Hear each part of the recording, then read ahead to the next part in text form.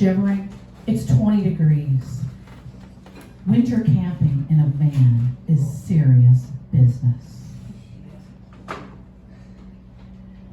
I hear this right outside.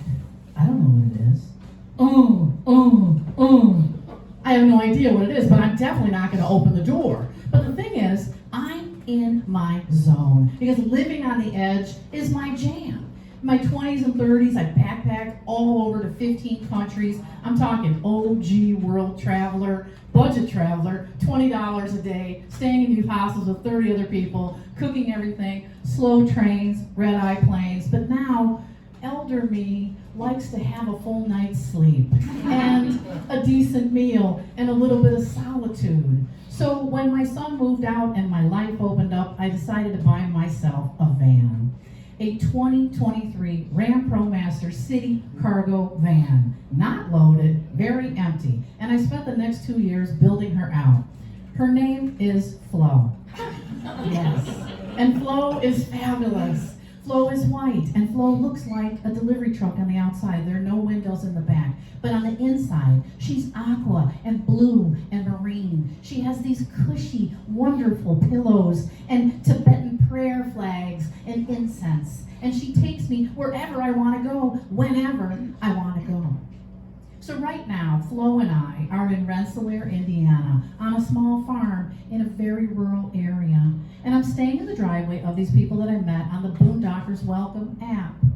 The guy walks out, "Oh, that's a cool van. Did you build her out yourself?" Yes, I did. It took me 2 years, but now I can totally stay off grid for up to 7 days at a time. We high five. He takes me over to see his $200,000 Sprinter, van, which is cool. And then we hang out and talk about our trips to the national parks and the high desert and the Appalachian Trail. After this, he's like, "You're situated?" I'm situated. Okay. I get in my van, I make ramen, I make some veggies, I watch YouTube, I finally pass out. I sleep, I wake up, I sleep, I wake up, I check my phone, it's 1 a.m. Crap!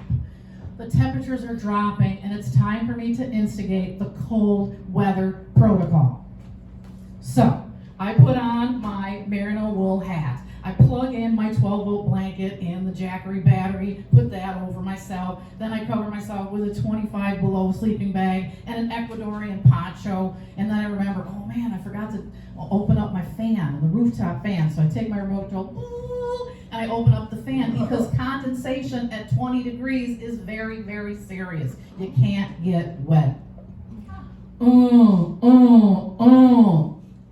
What is that? I don't even know. But whatever it is, it's been going on for hours. Maybe it's an elk or a cow or a deer. Whatever it is, it's trying to mate, and I really hope that it finds a partner soon. So finally at 5 a.m. my alarm goes off, and I make some tea, and I hop in the front of my van, and I start to drive. And I get to the end of the driveway, and I wave goodbye, although everyone in the house is definitely asleep.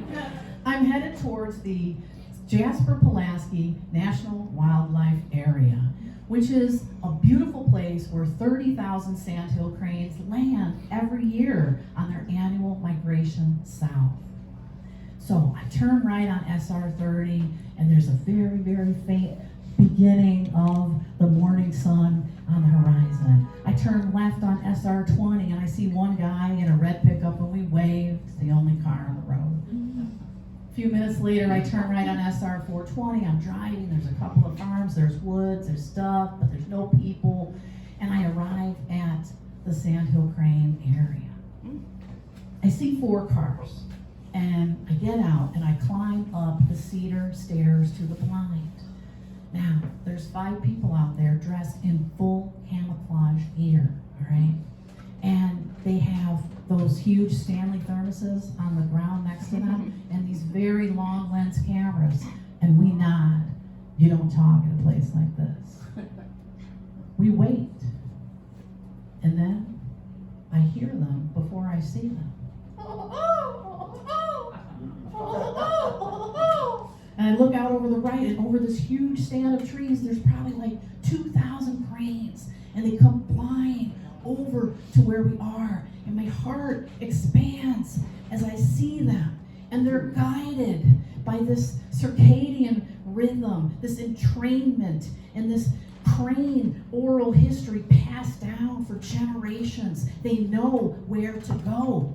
They don't have GPS. They don't have a map. They have 6 million years of flying along the Mississippi Flyway and landing in this one place. It's magical. I stand there for an hour, completely quiet.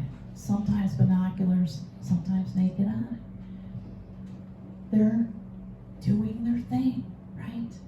They're bugling, and they're lifting off, and they're landing, and they're doing these different mating gestures with each other, and then they take off in these couples because sandhill cranes mate for life. After an hour, I'm freezing. And I decide that I'm saturated, I'm situated, I'm going to go back to the van. I get in the van, and I warm my hands in front of my heater, and I just exhale and process this beautiful moment. In Native American culture, the crane symbolizes independence and solitude. And I decide right then that these sandhill cranes are my spirit animal. I'm ready to head home. So I head over to I-65 North and I start driving.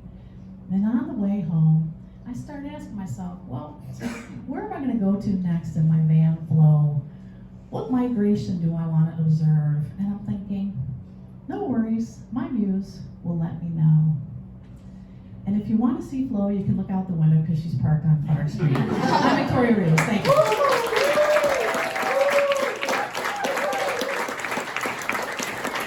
Let's keep going for Victoria.